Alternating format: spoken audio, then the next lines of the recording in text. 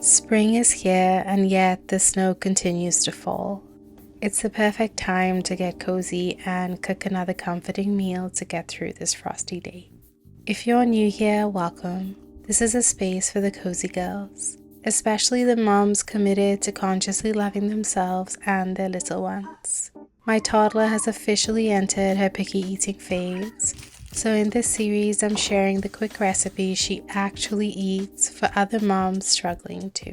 In my last video we made a 1-pot rice pulao, and today we're making a 30-minute Japanese curry. It's such an easy way to get those veggies in. Let's start cooking. For the ingredients, we're going to need veggies. I like to use 5 potatoes, 3 carrots, and 1 eggplant. Alongside fresh potatoes, I had a can of potatoes from the food bank that I decided to use up. And instead of fresh eggplant, I'm using leftover roasted eggplant. This is a great way to sneak in eggplant for toddlers who don't like the texture of eggplant. Next is the flavor base. We're going to need 2 onions, a half cup of crushed tomatoes, 4 Japanese curry cubes, I like using the S&B brand, and finally 3 tablespoons of applesauce. My best friend is Japanese and she taught me to make this curry, and apple is her grandma's secret ingredient, but since I don't have time to grate an apple, I'm just using applesauce. To make sure this meal is made within 30 minutes, we're going to prep as we go. First, we add ghee to a Dutch oven and turn the heat to medium. While the ghee is heating up, we chop our onions. I'm adding a cloth under the chopping board to make sure it stays in place. Chunky onion bits are fine. We don't need to be too precious because the onion is going to melt into the curry.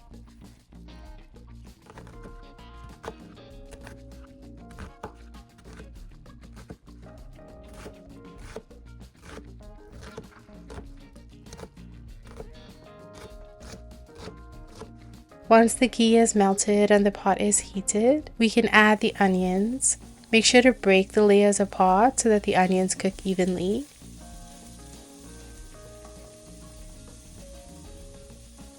While the onions are cooking, we can peel, wash, and chop our carrots.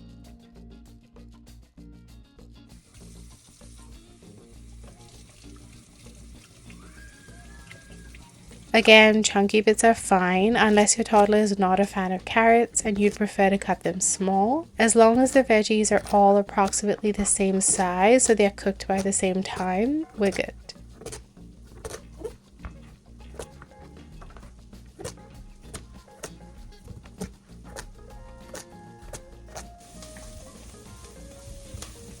Once the onions have browned, you can add the tomato to deglaze the pan.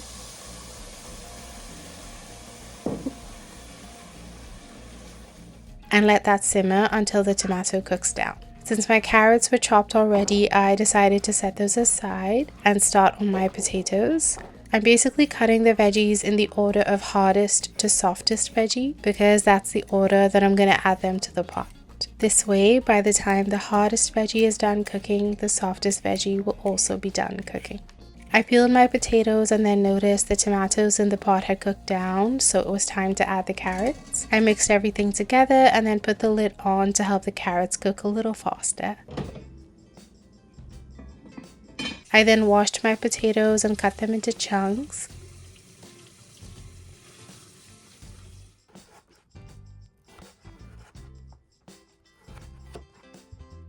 And they were ready to join the carrots, along with the eggplant and applesauce.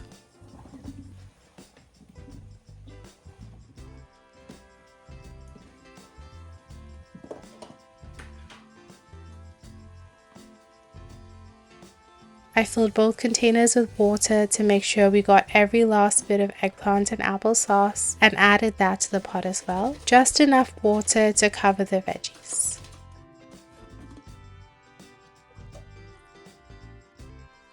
I stirred everything together and covered the pot for 5 minutes. In the meantime, I rinsed and cut the can of potatoes.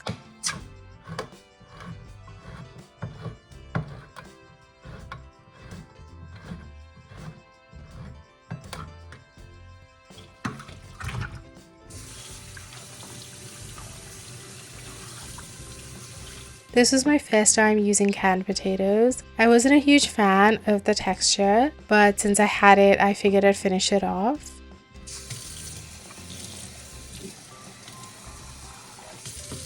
I also took this time to rinse any dishes I'd used, and then it was time to check on my curry.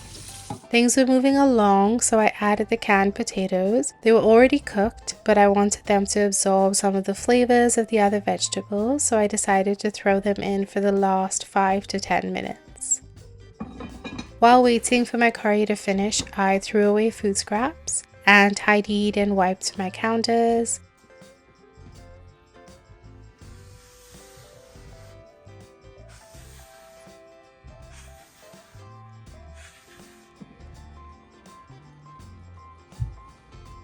After 5 minutes of all the veggies simmering and getting to know each other, it was time to add the curry cubes. I scraped the bottom of the pot to make sure nothing was stuck before mixing in the cubes.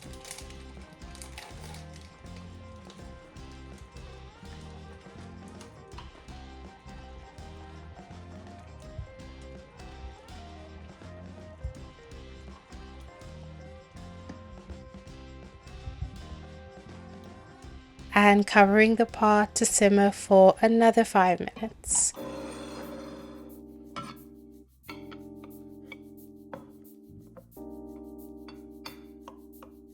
While waiting, I plated some rice and then finally spooned the curry on top.